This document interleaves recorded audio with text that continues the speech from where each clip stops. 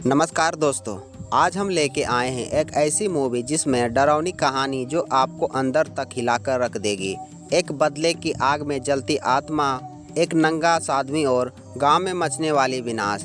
तो बिना वक्त गवाए चलिए शुरू करते हैं। सब कुछ शुरू होता है उस खौफनाक दिन से जब एक छोटी सी बच्ची पुलिस स्टेशन पहुंचती है और उसके हाथ में एक औरत का कटा हुआ सिर होता है। पुलिस वाले दंग रह जाते हैं और कहानी हमें ले जाती है कुछ समय पहले।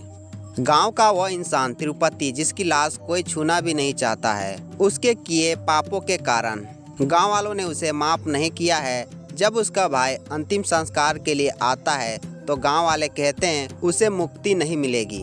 तिरुपति की लाश को काले मुर्गे के खून से नहलाया जाता है और गंदे भरी पोटली के साथ उसे दफना दिया जाता है ताकि उसकी आत्मा तड़पती रहे। रात होते ही कब्र से चीखें आने लगती है और दूर पहाड़ों पर रहने वाले अघोरी साधु चेतावनी देता है कि पापी आत्मा जाग चुकी है। अब गांव में संकट है। गांव में एक शादी हो रही है, लेकिन एक युवा नशे में कहता है कि वह लड़की के साथ जबरदस्ती करेगा और इल्जाम तिरुपति की आत्मा पर लगा देगा। वह पंडित के साथ जाता है जहां उसका खून तिरुपति के कब्र पर गिरता है और आत्मा पंडित के शरीर में समा जाती है। पहली रात को तिरुपति लड़की के कमरे में जाता है। उसका पति बेहोश होता है और फिर निर्माण हत्या। सुबह पुलिस पंडित को पकड़ती है, लेकिन उसे कुछ भी याद नहीं होता है।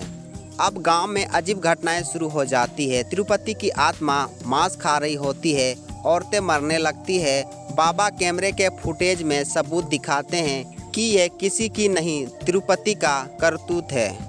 अब कहानी मोड़ लेती है राधा की तरफ, जो बताती है कि एकमात्र भैरवी ही आत्मा को खत्म कर सकती है।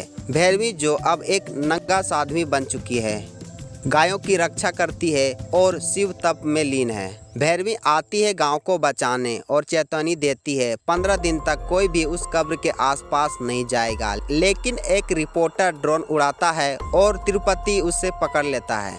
अब शुरू होती है तिरुपति और भैरवी की सीधी टक्कर।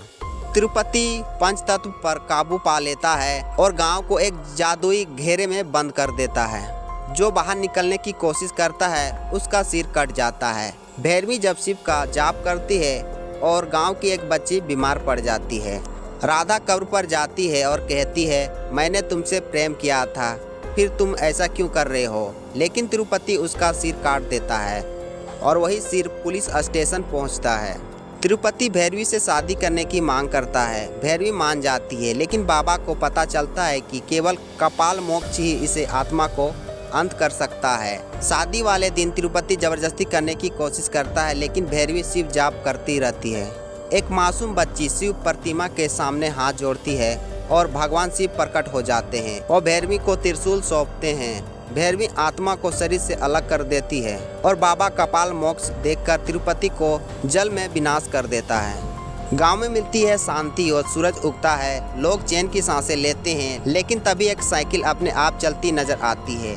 क्या वाकई सब खत्म हो गए या कुछ बाकी है? तो दोस्तों, ये थी पूरे मूवी के एक्सप्लेन वीडियो। आई होप आप लोग को अच्छी लगी हो तो वीडियो को लाइक करें, और अगर आप चैनल पर पहली बार आए तो चैनल को भी सब्सक्राइब करके बेल आइकन को भी दबा लेना ताकि आने वाली वीडियो सबसे पहले आपको मिले। धन्यवाद।